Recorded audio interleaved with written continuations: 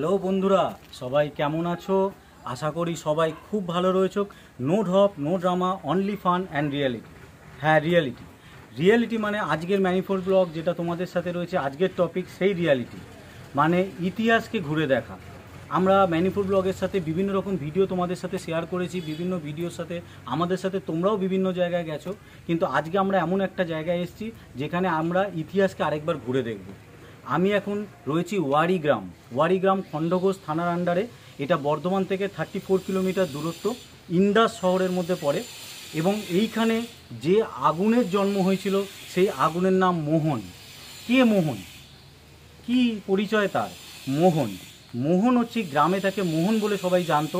সেই মোহন হচ্ছে আমাদের মুক্তিযোদ্ধার সেই মানে আগুন আমরা যাকে বলবো, সেই স্বাধীনতা সংগ্রামী বটকেশ্বর দত্ত। আজ থেকে বহু বছর আগে 1910 সালের 18ই নভেম্বর এই গ্রামে তার জন্ম হয়।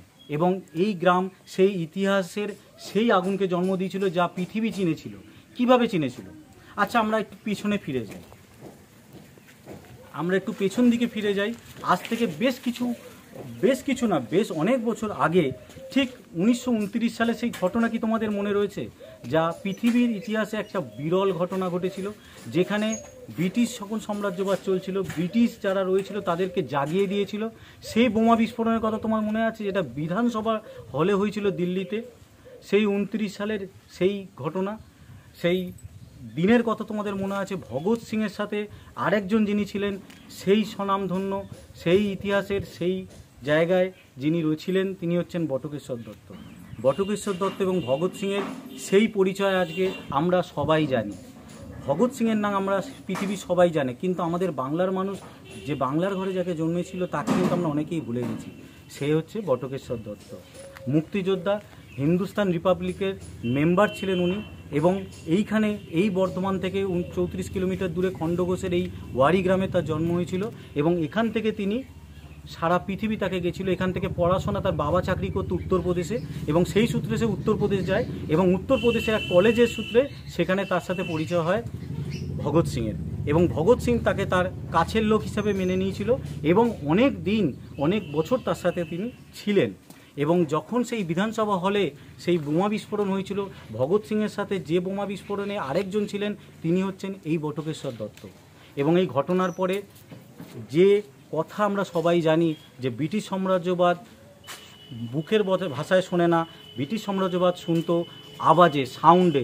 সেই সাউন্ড সেখানে বিধানসভা হলে করেছিল এই দুজন, একজন ভগৎ সিং, আরেকজন হচ্ছেন বটকেশ্বর দত্ত। আমরা এখন যেখানে দাঁড়িয়ে আছি, ঠিক আমার ব্যাক সাইডে তোমরা যেটা দেখতে পাচ্ছ, এটার উপরে কাজ হচ্ছে। সেই বটকেশ্বর দত্তের বাড়ি এখানে রয়েছে। এটা এখন নতুনভাবে আরেকবার তৈরি করা হচ্ছে, বিভিন্ন রকম রিস্ট্রাকচার দেওয়া হচ্ছে। তা আমরা ভেতরে যাব, দেখার চেষ্টা করব কি রয়েছে সেখানে, যেখান থেকে আমরা একজন বড় ইতিহাসের একজন স্বাধীনতা সংগ্রামীর জন্ম আমরা দেখেছিলাম। হ্যাঁ, এটা ঠিক কথা, তার শেষ জীবনটা খুব কষ্টের গেছে। তোমরা হয়তো অনেকেই জানো না যে তার শেষ জীবনে বাংলায় সে মৃত্যুবরণ করেনি। সে মৃত্যুবরণ করেছিল দিল্লির এক হসপিটালে। কারণ 1938 সালে সে যখন 29 সালের পরে যখন এই ঘটনা ঘটেছিল, তার কারাজীবন হয়েছিল, যাবজ্জীবন হয়েছিল। এবং তাকে বেরিয়ে আসার পরে তাকে নিয়ে যাওয়া হয়েছিল আরেক জায়গায়, সেখানে আরও 3 বছর তিনি ছিলেন এবং তাকে ছেড়ে দেওয়া হয়েছিল। কিন্তু তার বাংলায় ঢোকার নিষেধ করা ছিল সেই সময় ব্রিটিশ শাসনে। বাংলায় তিনি ঢুকতে পারবেন না, পাঞ্জাবে তিনি ঢুকতে পারবেন না। তাহলে তিনি ছিলেন একটা অজ জায়গায়। এবং সেখান থেকে দিল্লিতে তার যখন খুব অবস্থা খারাপ হয়, দিল্লির হসপিটালে তাকে আনা হয়। এবং 1965 সালে 4 এপ্রিল তিনি মৃত্যুবরণ করেন। এবং শেষ জীবনটা তিনি কোনো সম্মান পাননি। তখন আমাদের দেশ স্বাধীন হয়ে গেছে। এটা আমাদের দুর্ভাগ্য যে আমাদের বাংলা বা আমাদের ভারতবর্ষ তাকে সেই সম্মান দিতে পারেনি। খুব গরিবে, খুব অবস্থা খারাপে তার মৃত্যু হয় বিহারের পাটনা শহরে তিনি বিয়ের পরে ওখানে চলে গেছিলেন এবং পরিবহনের একটা কাজে তিনি যুক্ত ছিলেন শেষ বয়সটায়। এবং দিল্লিতে 1965 সালে তার মৃত্যু হয় 4 এপ্রিল। চলো, আমরা সেই পুরনো ঘটনা তো জানি, তোমাদের সাথে সেটা আমরা শেয়ার করলাম ম্যানিফোল্ড ব্লগের সাথে। তোমরা সেই ইতিহাসকে আরেকবার ঘুরে দেখছো, বটকেশ্বর দত্ত। এখন তো আমরা বাড়ির দিকে যাচ্ছি, সঙ্গে থাকো ম্যানিফোল্ড ব্লগের সাথে। এই যে ঘর তোমাদের দেখাচ্ছি, এটা বলা হয় পাতাল ঘর, গ্রামের লোকরা একে বলে। কারণ এখান থেকে সেই সুড়ঙ্গ রয়েছে, যে সুড়ঙ্গ সোজা 5 কিলোমিটার অবধি বেরিয়ে যায়। এবং 14 দিন ভগৎ সিং এবং বটকেশ্বর দত্ত এই ঘরেতে ছিলেন এবং এখান থেকে এই ঘর থেকে বসেই তারা প্ল্যান বানিয়েছিলেন যে কিভাবে বোমা বিস্ফোরণ, কিভাবে ব্রিটিশ সাম্রাজ্যকে জানানো যাবে, কিভাবে তাদের অত্যাচারের ঘটনা সারা পৃথিবীর মানুষের কাছে পৌঁছে দেওয়া যাবে। সেই প্ল্যান কিন্তু এই ঘর থেকেই হয়েছিল। আজকে প্রায় ভগ্নপ্রায় অবস্থা, তা গ্রামের লোক চাইছে যে এই জায়গাটাকে আরও উন্নত করতে। অলরেডি এখন যারা বাংলায় ক্ষমতায় রয়েছে তাদের সাহায্যে তারা সেটা চেষ্টা করছে। আমি আশা করব এই জায়গাটা আবার আগের মতো ফিরে পাবে, সেই জায়গা আবার পাবে এবং আমাদের মতো প্রচুর মানুষ বটকেশ্বর দত্তের জন্মস্থান আবার ঘুরতে আসতে পারবে।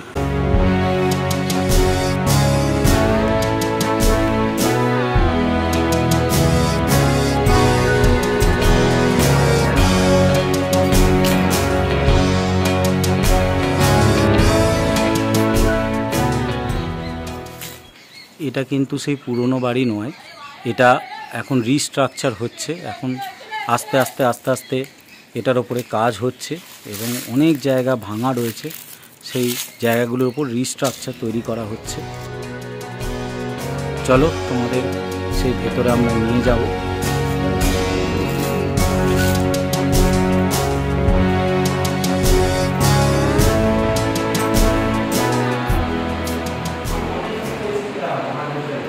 ভগৎ সিংয়ের সেই মূর্তি, যেখানে ভগৎ সিংও এসেছিলেন বটকেশ্বর দত্তের সাথে, সেই মূর্তি তোমরা এখন দেখতে পাচ্ছ ভগৎ সিংয়ের।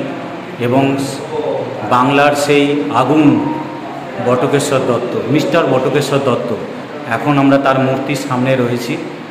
আমাদের বাংলা হয়তো তাকে ভুলে গেছে, সেই ইতিহাস হয়তো আমরা অনেকেই জানি না, অনেকে হয়তো জানলেও সেটার উপর অনেক গুরুত্ব দেওয়া হয়নি। এখনও ভাবতে খারাপ লাগে যে তার শেষ জীবন বিহারে কেটেছে, সে বাংলায় ঢুকতে পারেনি এবং মৃত্যুও তার হয়েছিল দিল্লির এক হসপিটালে। চূড়ান্ত দারিদ্রতার সাথে তার শেষ জীবনটা কেটেছে। এখন আমরা যে বটকেশ্বর দত্তের বাড়িতে রয়েছি সেখানে মূর্তি রাখা রয়েছে ভগৎ সিং এবং বটকেশ্বর দত্তের। ঠিক এই উল্টো দিকে যে ভাঙা বাড়ির সামনে আমরা স্টার্ট করেছিলাম আজকের ব্লগ, সেই বাড়ির নিচ থেকে একটা সুড়ঙ্গ ছিল যেটা মিনিমাম 5 কিলোমিটার দূরত্ব ছিল। সেই সুড়ঙ্গের মধ্যে দিয়ে যাওয়া যেত এবং সেই বাড়িটা পরে ব্রিটিশ গভর্নমেন্ট সেটা ক্রপ করে নেয় সেই সম্পত্তি। বহু বছর পরে আমরা যখন দেশ স্বাধীন হয় তারপরে আস্তে আস্তে এই বাড়ির সংস্কার হচ্ছে। আচ্ছা, তোমাদের সাথে আমি পরিচয় করে দেবো। আমাদের সাথে রয়েছেন সোমনাথ দাস, তার দাদার সাথে আমি আজকে এখানে পরিচয় করলাম। ওনার দায়িত্বে এই সংরক্ষণ হচ্ছে, উনি এই চাবি রয়েছে ওনার কাছে। তা এখানে যে ওয়েলফেয়ার সোসাইটি রয়েছে বটকেশ্বর দত্তের, এই ওয়েলফেয়ার সোসাইটি কমিটির উনি মেম্বার। তা উনি এই সম্বন্ধে আরও কিছু আপনাদের সাথে শেয়ার করবে। তা তোমরা এটা শোনো। দাদা একটু যদি বলেন এখানে সম্বন্ধে, আপনি রয়েছেন এখানে, দায়িত্ব আপনার কাছে রয়েছে, এই চাবি আপনার কাছে থাকে এই বাড়ির, যদি কিছু বলেন দু এক কথা। যেহেতু আমি এখানে ওয়েলফেয়ার ট্রাস্ট এবং স্মৃতি সংরক্ষণ কমিটি মেম্বার, তাদের এখানেতে আমি তো এখানে আমার কাছেই চাবি থাকে এবং এখানকার যারা সমস্ত আসে তারা প্রত্যেকেই মোটামুটি আসেন এবং আমি একটা জায়গায় কাজ করি, যার ফলে আসতে হয়তো একটু দেরি হতে পারে। যখন এটা আমরা প্রথম স্টার্ট করি তখন গ্রামের মানুষ আমাদের সঙ্গে প্রায় ছিল, এখন প্রত্যেকেই আসেন এবং প্রত্যেকেই আমাদের যে 8ই নভেম্বর জন্মদিন পালিত হয় এবং এর সঙ্গে আমাদের গ্রামের মানুষ প্রত্যেকেই যুক্ত আছে। এবং ওনার যে কন্যা উনি থাকেন পাটনা, উনি পাটনা কলেজে প্রবেশ আছে। হ্যাঁ, বিয়ের পর বটকেশ্বর দত্ত তো বিহারে পাটনায় চলে গেছিলেন, বিহারে পাটনায় উনি গিয়েছিলেন এবং যার ফলে এরপরেতে ওইখানেতেই ওনার ওই কন্যা সন্তান হয়, যার ফলে উনি ওইখানেতেই থাকেন এবং ওনার মেয়ে এখন পাটনাতেই থাকেন এবং ওইখানেতে উনি পাটনা কলেজে প্রবেশ আছে। আচ্ছা, হ্যাঁ, এখন রিটায়ার করে গেছেন এবং ওনার 2 ছেলে আছে। 2 ছেলের মধ্যে একটা ছোট ছেলে মারা গেছে কিছুদিন আগে এই করোনার সময়তে। আচ্ছা, কোভিড টাইমে ওনার ছোট ছেলে মারা গেছে। হ্যাঁ, কোভিডে। আচ্ছা, আর আমরা ওনাকে অনেকবার জন্মদিনে আসার জন্য অনুরোধ করেছি, কিন্তু উনি বলেন যে আমার ওখানেতে ওই প্রধানমন্ত্রী এবং ওখানকার যে সমস্ত মিনিস্টার আছে তারা আমাকে ওখান থেকে আসতে দেয় না, ওনার জন্মদিনেতে আসতে দেয় না। আচ্ছা, মানে ওখান থেকে এখানে বাংলাতে আসতে উনি বারণ করা আছে? বারণ নয়, মানে আসেন না, আসতে পারেন না। আসতে পারেন না। হ্যাঁ যার হয়তো ওখানে ওই 18ই নভেম্বর হয়তো ওখানে কোনো অনুষ্ঠানে উনি ব্যস্ত থাকেন, ব্যস্ত যেহেতু স্বাধীনতার সঙ্গে উনি তো এখন ভারতবর্ষের সম্পত্তি বটকিশোর দত্তের, সেই জন্য হয়তো আমাদের বাংলাতে আসার সময় পান। বাংলা আসার সময় পান না, তবু ওনার যে ভয়েস ইয়ে হয়, ওনাকে সরাসরি ওখান থেকে যোগাযোগ করা হয়। আচ্ছা। এবং টেলিফোন মোবাইলের মাধ্যমেতে আমরা আমাদের যে সমস্ত আচ্ছা। ওই প্রোগ্রামের ইয়েতে মানে আপনারা যখন গ্রামে প্রোগ্রাম করেন উনি ওখান থেকে ভয়েসের মারফত আপনাদের আওয়াজটা এখানে দেন। হ্যাঁ। ও বিহার পাটনা থেকে। হ্যাঁ হ্যাঁ, না উনি ওই দিল্লিতে থাকেন। আচ্ছা, এখন দিল্লি থেকে সরাসরি ওখান থেকে আচ্ছা, মানে আমরা আচ্ছা। যোগাযোগ করি। ওই 18ই নভেম্বর যে জন্মদিনের অনুষ্ঠানটা আপনারা গ্রামে করেন সেই সময়। ওনার সঙ্গে যোগাযোগ করে আগে থেকেই যোগাযোগ আচ্ছা। করা থাকে। আচ্ছা, এবং আচ্ছা। উনি বলেন যে আমাকে তাহলে যোগাযোগ করবে, তাহলে আচ্ছা। আমি ওই ফোনের মাধ্যমে দিয়ে আমাদের গ্রামবাসীকে শুভেচ্ছা জানাবো।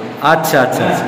এবং সেই হিসেবে উনি আমরা প্রত্যেক বছরই ওনার ওই ভয়েস আমরা আমাদের গ্রামবাসীকে শোনাই এবং উনি সরাসরি ওই কথাটা বলেন। আচ্ছা আচ্ছা। তাছাড়া এই এখন আমাদের যে এখন কি এটা রিস্ট্রাকচার হচ্ছে, বিল্ডিংটা নতুন করে তৈরি করা হচ্ছে আবার? হ্যাঁ, এখন ওনার বাড়ি আসল বাড়ি হচ্ছে ওই মাটির বাড়ি। হ্যাঁ। ওনার মাটির বাড়িতেই ওখানেই জন্ম। আচ্ছা। ওটাই সংরক্ষণ করা হচ্ছে। ঠিক এর উল্টো দিকে যে ভাঙা মাটির বাড়িটা রয়েছে, যেটা এই পাশেই যেটা মাটির বাড়িটা, এটা হচ্ছে পাতালঘর, যেটা আমরা নাম দিয়েছি পাতালঘর। এই নিচ দিয়ে একটা সুড়ঙ্গ আছে। ওইটার নিচেতে একটা সুড়ঙ্গ ছিল, ওইখানেতে ওই বটুকেশ্বর দত্ত এবং ভগৎ সিং এখানে 14 দিন কাটিয়ে গেছে। আচ্ছা। এবং এখানেতে অতি কষ্টে হ্যাঁ এখানে থাকার পর তারপরে উনি এখান থেকে পার্লামেন্টে বোমা ফেলা বা সব রকম চিন্তা ভাবনা এখানে তৈরি করেছিল করে দিল্লির পার্লামেন্টে। এই বোমা স্টেশন হয়ে ওনারা চলে যাবে।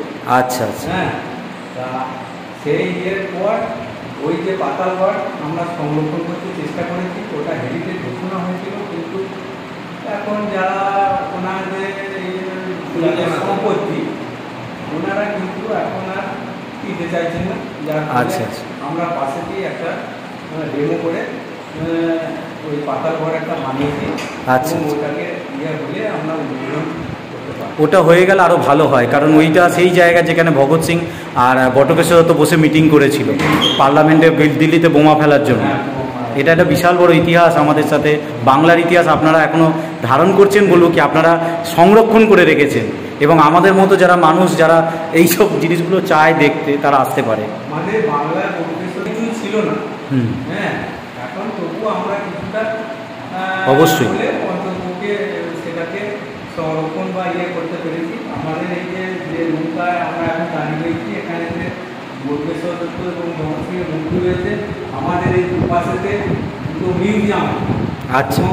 ওনার যে সমস্ত ব্যবহার জিনিসপত্র রয়েছেন বা ইয়ে সে সমস্ত সংরক্ষণ হবে, এবং আমাদের দক্ষিণ দামোদরের যে সমস্ত সব বিপ্লবী আছেন তাদেরও কিছু জিনিসপত্র আমরা করার ব্যবস্থা রাখছি।